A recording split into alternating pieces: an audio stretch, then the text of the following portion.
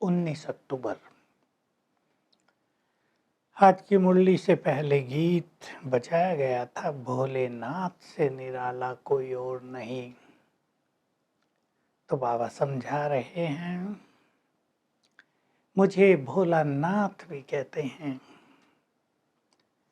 और इस गीत में लाइन थी, भक्तों पर जब भीड़ पड़ती है तो उनकी रक्षा करते हैं।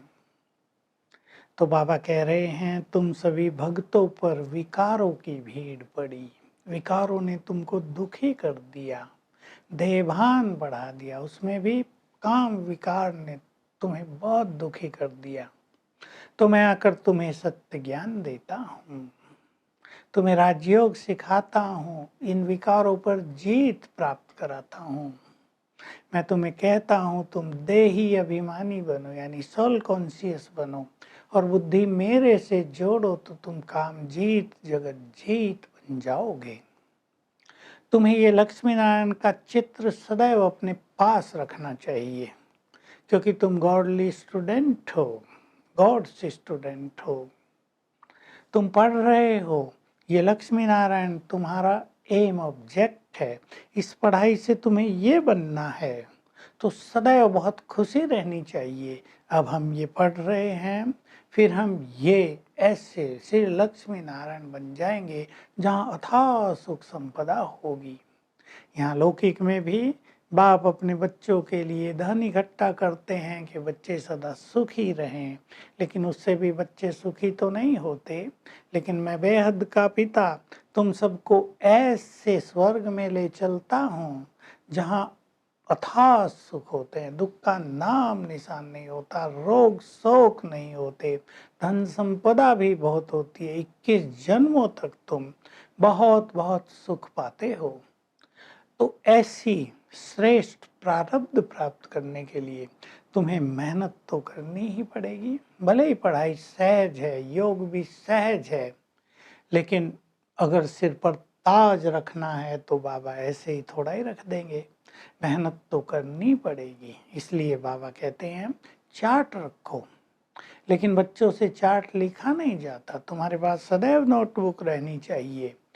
चार्ट बनाओ, कितना योग किया, किसी को दुख तो नहीं दिया, कोई विकार तो नहीं है, दैवी गुण सब धारण कर रहे हैं। योग का चार्ट बढ़ाते चलो, मेहनत करते चलो। देखो, इस ब्रह्मा को भी बाबा ने साक्षात्कार करा दिया। भक्ति में भी साक्षात्कार होते हैं, जो जिसमें भावना रखता है उसका साक्षात्कार हो जाता है। तो लोग सोचते हैं बहुत भक्ति करेंगे तो भगवान जल्दी मिल जाएंगे, तो उन्हें साक्षात्कार करा देते हैं, हनुमान का करा देते हैं, सोचते हैं भगवान मिल गए। किसी को देवियों का करा देते हैं। बाबा ने इस ब्रह्मा को भी साक्षात्कार कराया और कहा, विनाश दिखा दिया, स्थापना दिखा दी, स्वर्ग दिखा दिया, और कहा तुम ये राजाई पा सकते हो, सब कुछ अपना मुझे दे दो। देखो, भगवान ने उनको कहा और बाबा ने सब कुछ अपना दे दिया। कहा, लो ये सब कुछ तुम्हारा है। यज्ञ की स्थापना हो गई और ये सेवा, ये ज्ञान, ये प्रभु मिलन प्रारंभ हो गया। तो बाबा कहते हैं, बच्चे भी सुना है ना, सुदामा को महल मिल गए थे, तो बच्चे भी चावल ले आते हैं, मसाले ले आते हैं, नमक भी लाते हैं, मिर्च भी लाते हैं। हम देखते थे ऐसे लाती थी माताएं। तो बाबा के यज्ञ में सभी थोड़ा थोड़ा अपना सहयोग देते हैं।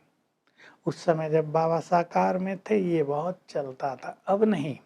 तो बाबा कहते उनको भी बहुत प्राप्ति हो जाती है, लेकिन खेल सारा भावनाओं का है।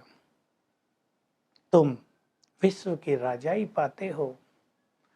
सोचते हैं कोई लड़ाई की होगी ना, तो ज्ञान को तलवार कह दिया, ज्ञान तलवार है। देवियों को भी अस्त्र शस्त्र दिखा दिए हैं। सोचते हैं देवियों ने भी असुरों का संहार किया, इसलिए उनकी विजय हुई, तो बहुत सारे हथियार दिखा दिए। वास्तव में ये हथियार ज्ञान और योग है, बाकी कोई स्थूल हथियार देवियों के पास नहीं होते। वो कोई हिंसा नहीं करती हैं। बाबा तो तुम्हें डबल अहिंसक बनाता है, इन सभी विकारों पर विजय प्राप्त कराता है। बाबा बहुत अच्छी बात कह रहे हैं, तुम इस समय पुरुषोत्तम संगम युग पर बैठे हो, मैं आकर तुम्हें पढ़ा रहा हूँ। एक तरफ कलियुगी दुनिया है, मैं बागवान भी हूँ, मैं फूलों का बगीचा बना रहा हूँ। तो ये दुनिया जो कांटों का जंगल बन गई है, इसका विनाश तो होना ही चाहिए। तो इसके विनाश के लिए बॉम्ब्स बना दिए हैं, तैयारी कर रहे हैं विनाश की।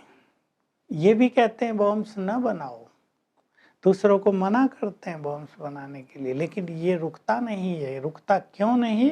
क्योंकि ये ड्रामा जो विश्व का ड्रामा बना हुआ है, इसमें ये फिक्स है कि अब इस कलियुगी दुनिया का विनाश होना ही है। तो विनाश के लिए बॉम्ब्स आदि बनाते ही रहते हैं।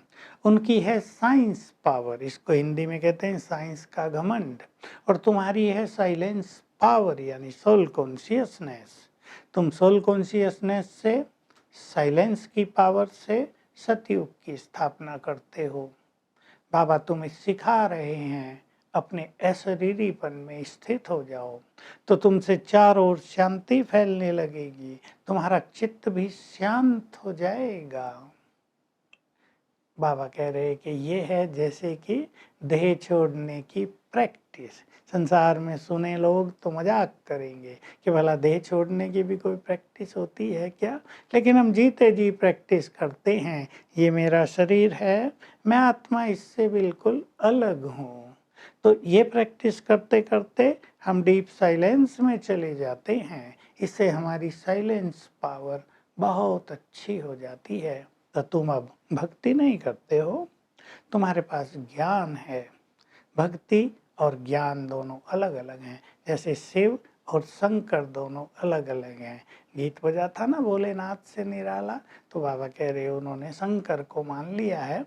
अब तुम्हारे पास ईश्वरीय ज्ञान है, तो अब तुम्हें अशरीरी होने की बार बार प्रैक्टिस करनी है। वरदान भी यही है आज, अशरीरीपन का इंजेक्शन लगाओ, तो जो व्यर्थ संकल्पों का फोर्स है वो समाप्त हो जाएगा।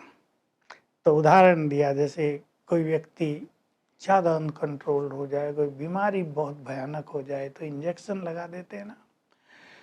तुम्हारे व्यर्थ संकल्प बहुत चलते हैं, उनको समाप्त करके एकाग्र चित्त होने की विधि है बार बार अशरीरीपन का अभ्यास करना। तो ये बहुत सुंदर सीख है हम सब के लिए। बार बार हम अशरीरीपन का अभ्यास करेंगे तो व्यर्थ खत्म होके चित्त एकाग्र हो जाएगा। ये सभी प्रश्नों का उत्तर है। स्लोगन है, अपने पूर्वज स्वरूप की स्मृति में रहो, तो तुम्हें सभी आत्माओं पे रहम आएगा। तो आज सारा दिन हम अशरीरीपन का अभ्यास करेंगे। जो बहुत अच्छी तपस्या करते हैं, हर घंटे में 4-5 बार करें, नहीं तो 2 बार तो अवश्य करें। आपको अनुभव होगा व्यर्थ खत्म, मन एकाग्र। Om Shanti. To watch Peace of Mind channel videos on YouTube, subscribe us on youtube.com/tvpeaceofmind. Just a click for a peaceful life.